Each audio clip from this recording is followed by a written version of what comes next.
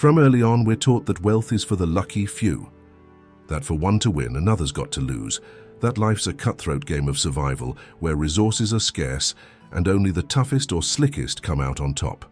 This mindset shapes society's relationships, choices, but what if it's all just a well-crafted illusion? Scarcity is sold as gospel truth. It's in the headlines, the barstool chats, the advice from parents. But Wallace D. Wattles dropped a bombshell. The universe is abundant by nature. There's an original substance, smart, invisible, the source of everything. That substance is infinite and responds to human thought. We're not here to scrap over crumbs. We're here to carve out new realms of abundance. The real cage isn't your bank account. It's how you've been wired to see the world. Scarcity isn't a fact, it's a mindset. By buying into it, you cap your own creative power. And here's the kicker nobody tells you.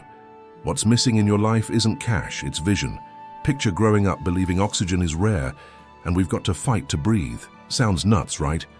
But that's exactly how we treat wealth, like it's some external, limited, out-of-reach thing, when really it flows from the same place as ideas, dreams, innovations, from within. So the first step to real abundance isn't learning something new, it's unlearning what's been drilled into you as truth.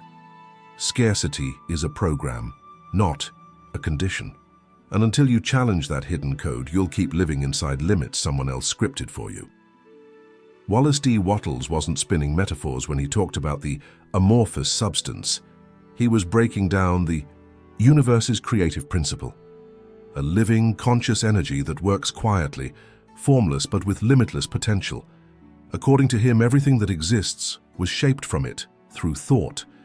It's like there's an invisible ocean where every true idea turns into form, matter, reality. Modern science, especially at the edges of quantum physics, is starting to graze this territory. It's no coincidence.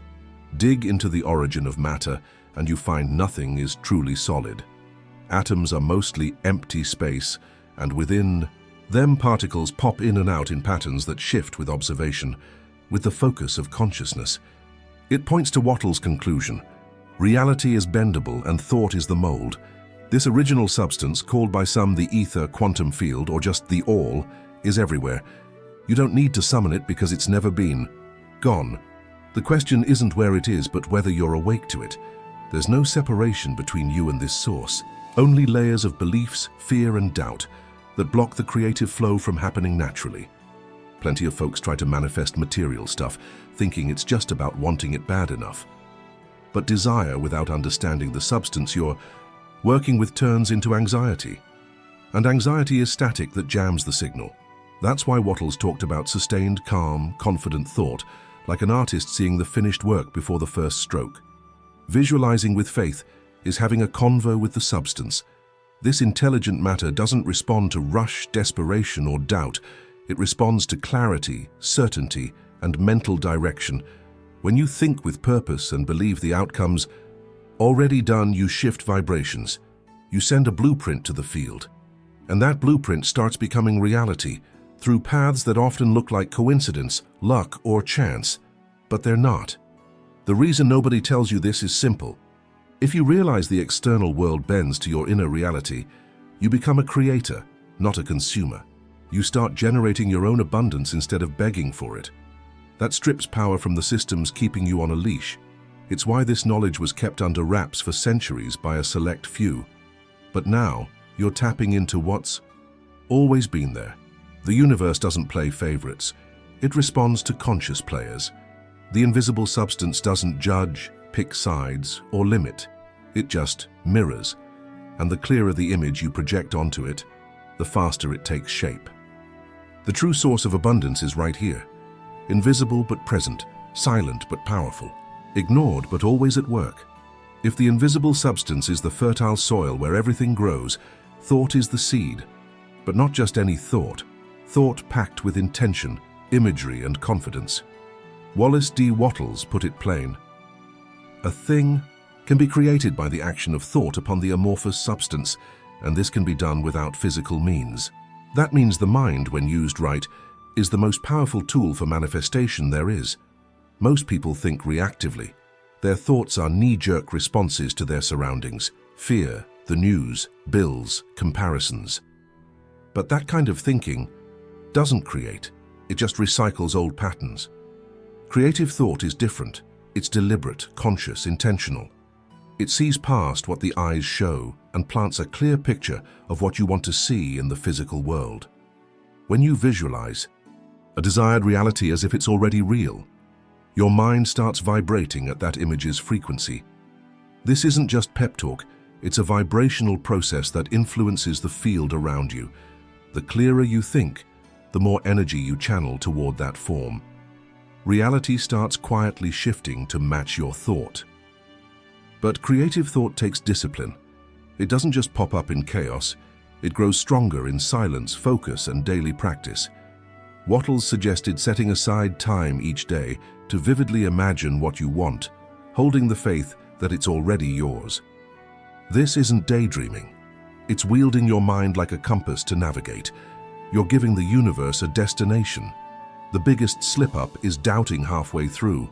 Plenty of folks plant the image but yank out the roots with fear. They desire, but then second-guess. They visualize but sabotage it with conflicting thoughts right after. The substance doesn't vibe with hesitation. It responds to persistence. Creative thinking means holding the vision steady, even when the world hasn't caught up yet. It's the guts to believe before you see. From a young age, we're fed the line that the road to wealth is paved with hard work. That the earlier we rise, the more hours we grind, the better our shot at winning. That idea, while it seems fair, is half-baked. Wallace D. Wattles tears it down, saying blind effort without mental direction doesn't build abundance. It just burns energy, time, and often hope. Think about how many people you know who hustle from dawn to dusk and still struggle. Now compare them to those who seem to move with ease and still thrive. What sets them apart isn't the amount of grind, it's the level of awareness steering their actions. Wattles called this efficient action. And efficiency here isn't about sweat, it's about syncing thought with action. Efficient action comes after mental creation. First, you build the clear, faith-fueled image of what you want inside. Then you act, guided by that vision. This order is key. Mental blueprint before execution. Flip it. Act first, hoping the grind fills the inner void, and you're stuck in a cycle of frustration. You overwork, underdeliver, and feel like life owes you. But really, you skipped the crucial step. Blind effort is resistance. It's acting out of fear, external pressure, or comparison. It's trying to make up for what's not vibrating inside with physical hustle, and that wears you out. It's like pushing a river against its current. You might move, but you're fighting the natural flow of the universe. True abundance doesn't come from tension. It comes from the connection between mind, substance, and motion. Wattles taught that action, when driven by clear vision and faith, gets sharper, less scattershot. You stop just doing for the sake of doing. Every move carries intention. Every choice starts from within. And that shifts how the universe responds. Opportunities start popping up, not because you forced them, but because you got in sync. It's like a gardener who plants knowing what they sowed. They don't dig up the dirt every morning to check if the plant's sprouting. They tend, trust, observe, and act smart. That's the blueprint for efficient action. It's not about sitting still. It's about acting at the right time with the right thought and the right vibe. That doesn't just save energy, it amplifies results. Deep down, the real mistake isn't working too hard, it's working without direction. Someone who learns to use their mind to guide their actions figures out they can do more with less. They can go further with less exhaustion, because they've stopped fighting the tide and started sailing with the wind. That's the true path to abundance. Lots of folks talk about how to conquer, but few talk about how to receive. Sounds simple. If you want something, you're ready to grab it, right? But Wallace D. Wattles saw it differently. To him, receiving takes inner prep, and that prep is what separates dreamers from doers. Wishing is easy. The world's full of unfulfilled dreams. But wishing without being vibrationally open to receive is like asking for a gift and keeping the door locked. The universe might deliver what you asked for, but if your frequency isn't tuned to accept it, you'll push it away, sabotage it, or just miss it entirely. Receiving is a quiet art because it happens inside first, before it shows up outside. It's a state of allowing. And that state demands you feel worthy, confident, and secure. Here's the key. The universe never hands you more than you're emotionally ready to handle. If you're chasing wealth but still carry guilt, fear, or feelings of unworthiness, you're blocking the flow of abundance, even if you don't realize it. Wattles said, faith was more than believing. It was acting and thinking like you've already got it. That takes a certain mental stance, walking through the world like what you want is already yours, even if you can't touch it yet. That's not delusion, it's a vibe. And that vibe tells the invisible substance, I'm ready. That's why people who practice daily gratitude pull in more good stuff. They're constantly vibing on acceptance and appreciation. They're tuned into the flow of receiving. They don't wait for something outside to make them happy. They tap into that state from within, and the universe, being the mirror it is, just amplifies what's already there. Receiving also needs space. That means letting go of what's taking up room for what you want. Could be a belief, a habit, a routine, or even a relationship. You've got to empty the cup to pour in the new. And that takes guts. Because sometimes what's holding you back isn't the lack of what you want. It's clinging to what should have been gone ages ago. In Wallace D. Wattles' world, thinking right isn't just thinking positive. It's thinking with focus and intention, holding on to the mental picture of what you want to see happen without getting thrown off by how things look on the outside. That's a big deal. The physical world is slow, limited, visible.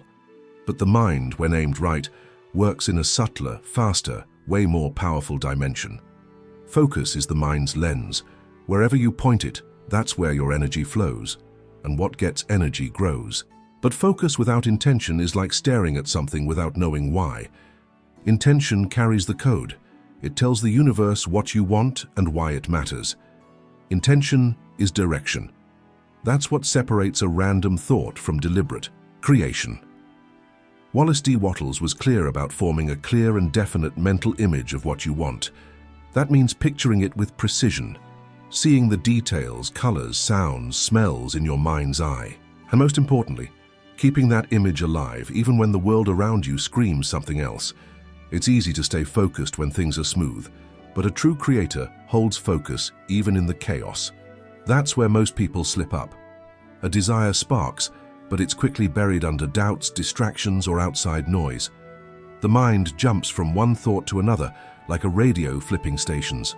Without focus, there's no clear signal. Without intention, there's no connection. And the universe responds to what's clear, not what's messy. Wattles preached persistence. Hold that mental image long enough for it to take root. Not obsession, but consistency. It's like watering a plant, a little each day, with presence. And patience. The clearer and more intentional your thoughts, the more you align your mind with the frequency of what you want. And the more aligned you are, the faster the invisible becomes visible. Focus and intention aren't just fluffy ideas. They're practical tools. If you can keep your mind on what you want and act like it's already real, you're flipping on a universal switch that works in your favor. The right frequency isn't something you stumble on. It's something you choose to hold. And by holding it, you shape the invisible until it's undeniable. Wallace D. Wattles doubled down. You must act now. There's never a time but now. But he wasn't pushing a life of hustle or frantic grinding. What he meant was subtler, stronger, efficient action. A way of moving that comes from alignment between mind, emotion, and purpose, not from stress or outside pressure. Efficient action flows straight from right thinking. It happens when the mental image of what you want is so vivid inside you that your actions become natural extensions of that inner state. It's like your body starts following the creative mind's orders. No effort, no hesitation.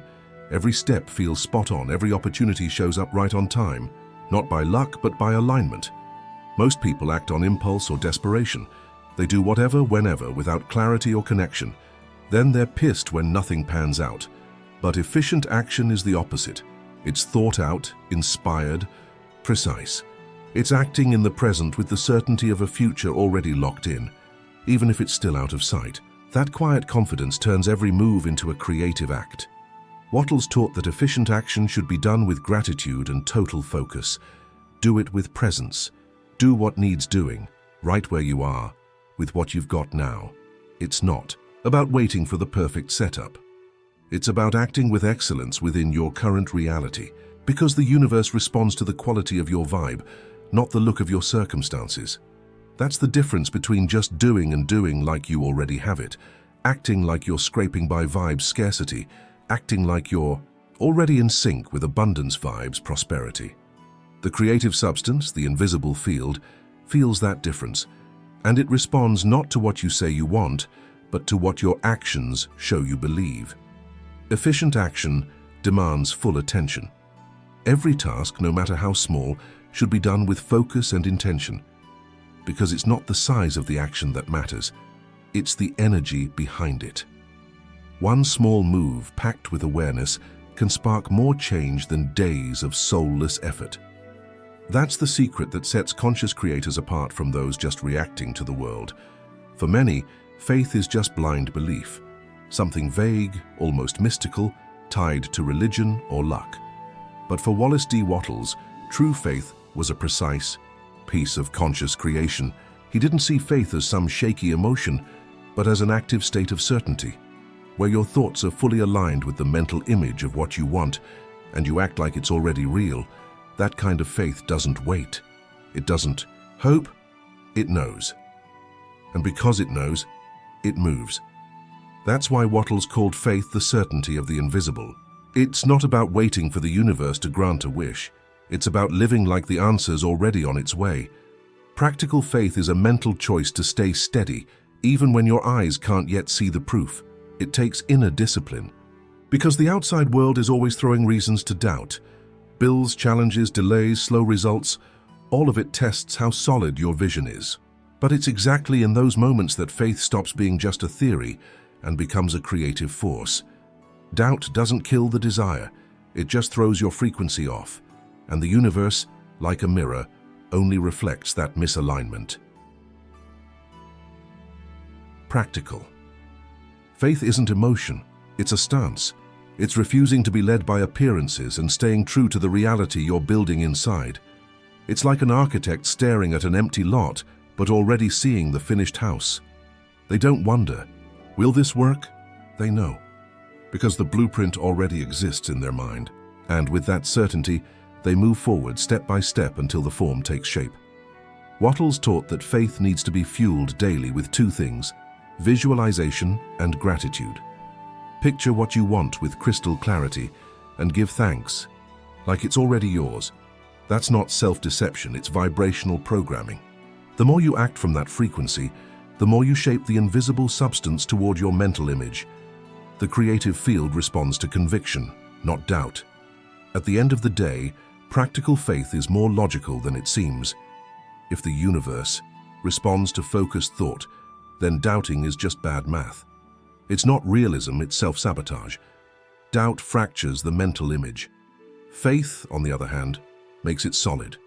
And the more solid your inner image, the more inevitable its manifestation, not because it's magic, but because it's law. The mind is like a garden. What you consume, think, and feel every day are the seeds. Wallace D. Wattles warned about something most people overlook. You can't create lasting wealth if you're surrounded by thoughts of poverty, fear, or limitation. No matter how much you visualize or wish, if your mental environment is polluted, the soil of creation stays barren. Your mental environment goes way beyond your physical surroundings. It's the conversations you hear, the content you watch, the opinions you take as truth, the emotions you quietly feed. Every input, every idea you let into your mind shapes the frequency you're putting out. And that frequency decides what you're ready to receive. Wattles didn't just push positive thinking, he urged you to guard your creative thought like it's gold. That meant steering clear of people and places that reinforce scarcity, not out of arrogance, but responsibility. He knew that a mind not firmly rooted in a higher vision gets easily swayed by external doubts, social noise, and collective negativity.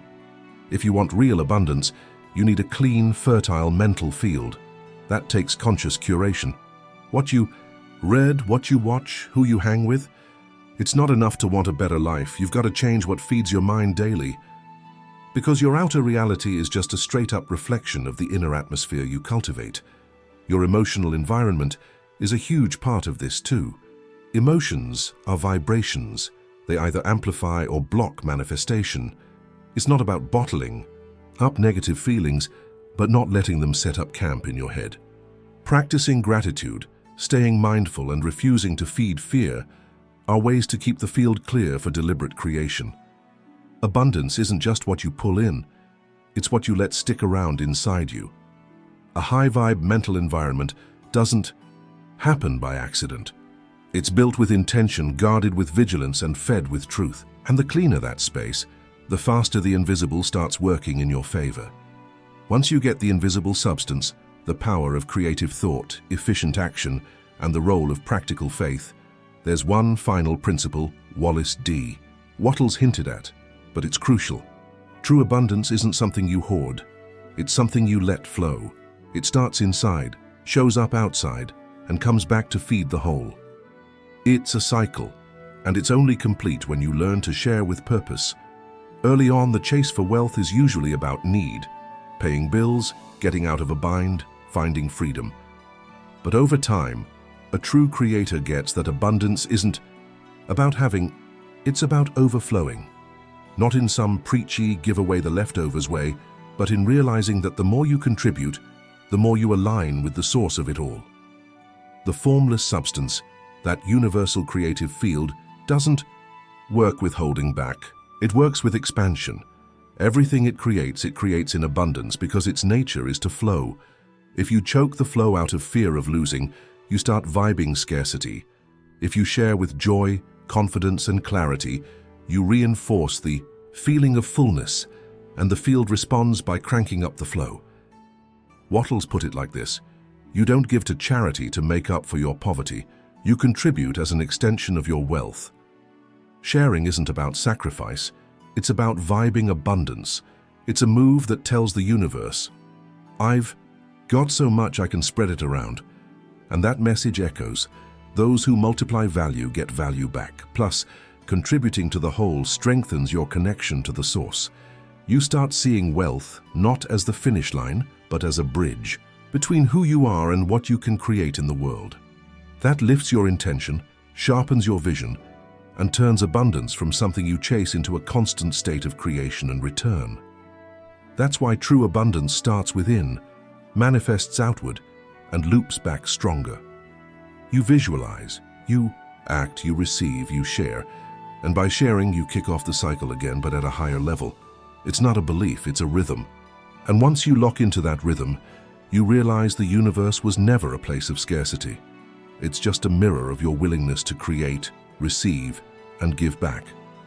Now that you've got the real source of abundance, check out the other videos. Popping up on your screen, each one dives deeper into different parts of this same path of awareness, creation, and transformation.